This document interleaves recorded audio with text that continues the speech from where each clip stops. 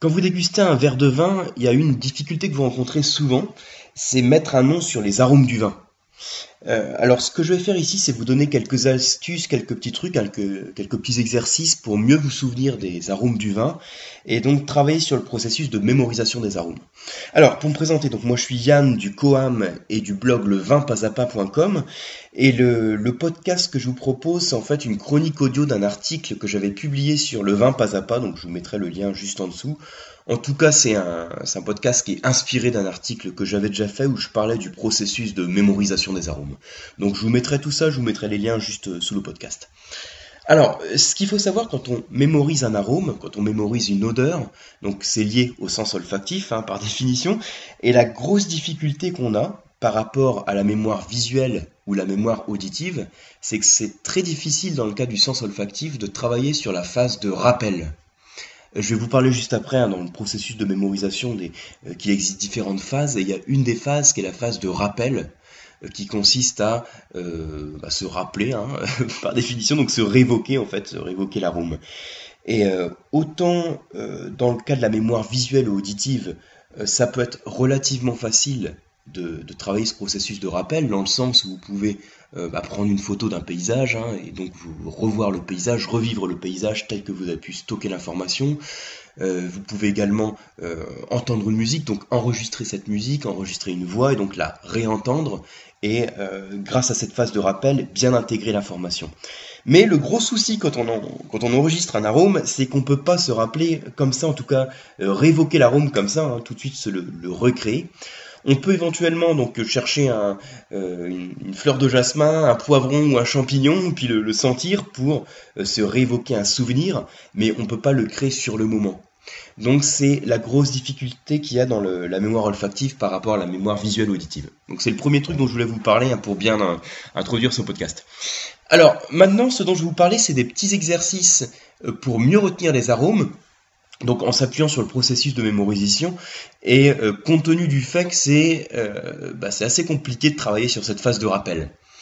Alors, ce qu'il faut savoir, c'est qu'à chaque fois que vous mémorisez une information, vous avez plusieurs phases pour bien stocker l'information et vous en rappeler à long terme. Il y a 3 phases. Alors, il y a d'abord une phase d'enregistrement pendant laquelle vous allez capter l'information. Ensuite, il y aura une phase de stockage, donc une phase pendant laquelle vous allez conserver cette information dans votre mémoire. Et ensuite, une phase de rappel ou une phase de réévocation qui va vous permettre à un moment ou à un autre de vous rappeler en fait du souvenir et donc de bien l'intégrer à long terme.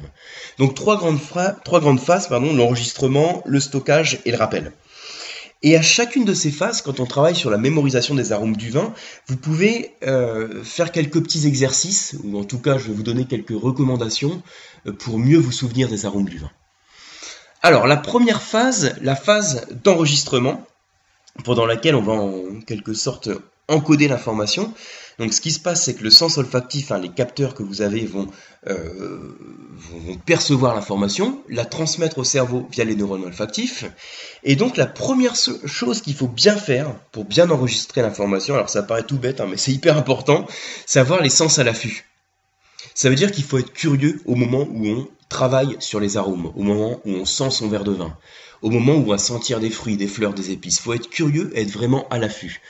Et ce qu'il faut faire pour favoriser cette phase d'enregistrement, ça va être aussi de déguster le plus possible au bon moment.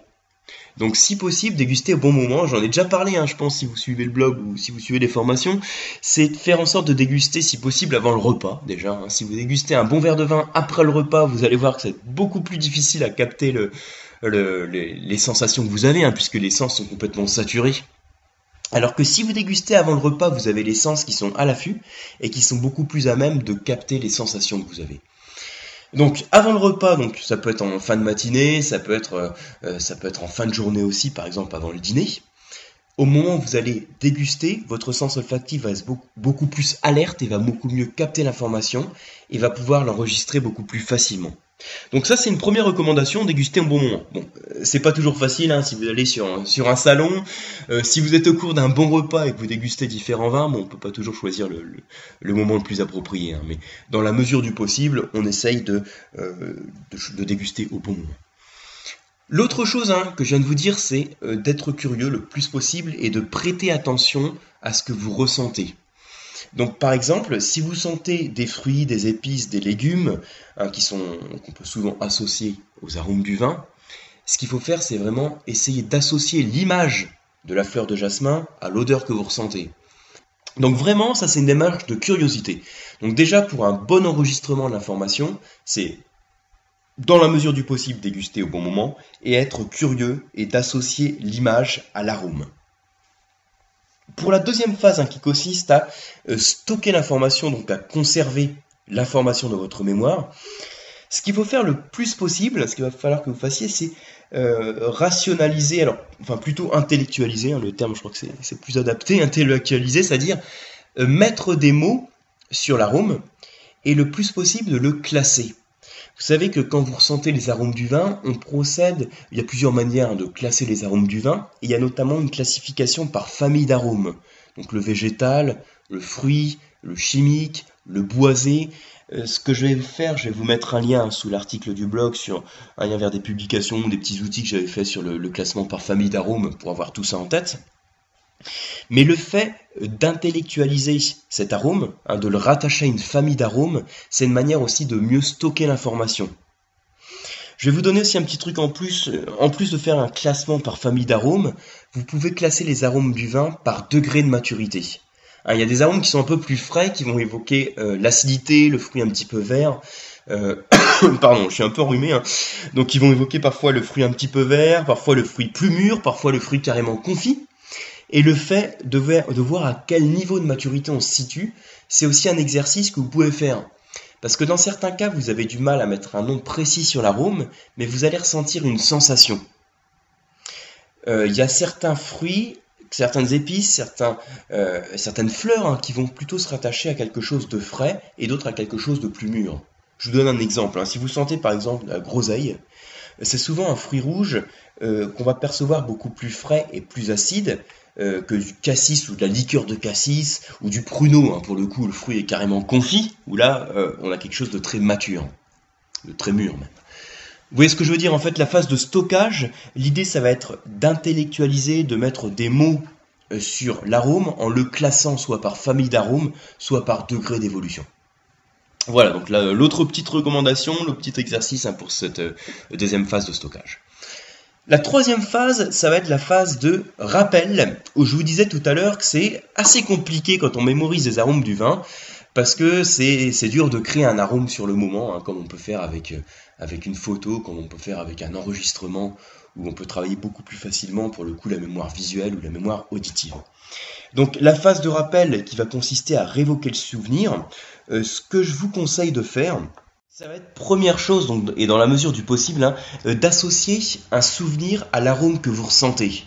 Donc on a fait cet exercice sur des formations œnologiques et c'est vrai, on se rend compte que à partir du moment où on travaille sur la mémorisation des arômes et qu'on fait la démarche consciente, d'associer un souvenir sur les arômes, ça permet de réévoquer plus facilement l'arôme quand on le sent dans un verre de vin et donc qu'on n'a aucun repère visuel et qu'il faut simplement mettre un nom dessus.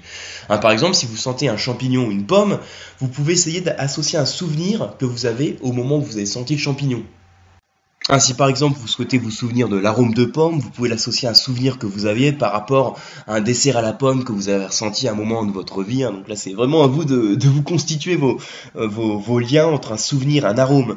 Si vous ressentez la fleur d'oranger, vous pouvez l'associer peut-être à un voyage en Andalousie où vous avez senti ce type d'arôme. Donc à chaque fois on peut travailler sur ce lien qu'on a entre la mémorisation et le souvenir.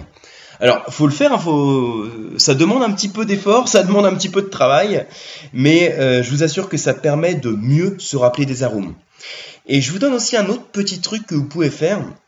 Là, pour le coup, quand vous sentez le verre de vin, donc là, on suppose que vous avez déjà travaillé plus ou moins sur la phase de mémorisation de l'arôme, voire sur l'association souvenir et arôme. Donc, ce que je vous conseille de faire quand vous sentez un verre de vin, c'est de faire défiler les arômes de votre tête, dans votre tête plutôt, les arômes que vous êtes susceptibles de retrouver dans ce vin. Alors, ce que je vais faire aussi, sous l'article de blog, je vous mettrai un lien vers la roue des arômes que j'avais faite, qui vous permet de voir la liste des principaux arômes qu'on peut retrouver dans le vin. Et c'est un exercice intéressant de dire, quand vous sentez un verre de vin, de faire défiler les arômes, donc les arômes du fruit rouge, les arômes de fleurs, etc., de manière précise, et de vous dire, est-ce que je retrouve tel arôme dans le vin? Est-ce que je retrouve la cerise? Est-ce que je retrouve la framboise? Est-ce que je retrouve la fraise, la groseille, la myrtille, le cassis, etc. Est-ce que je suis plutôt sur arôme type agrumes, orange, citron? Et quand vous avez cette démarche consciente de faire défiler les arômes dans votre tête, vous allez voir que beaucoup plus facilement, vous allez pouvoir avoir un rappel du souvenir et donc mettre un nom sur l'arôme. Donc voilà les petites recommandations que je vous donne pour travailler autour de la mémorisation des arômes, dans lequel en fait ce que je souhaitais vous donner dans ce podcast, c'est vraiment autour des 3 phases de mémorisation, donc l'enregistrement, le stockage et le rappel, des petites recommandations ou des exercices que vous pouvez faire pour mieux mémoriser les arômes. Voilà, donc je vous souhaite une bonne mémorisation des arômes, ça fait un petit peu bizarre à dire pour conclure le podcast, en tout cas de bonne dégustation et je vous dis à très bientôt.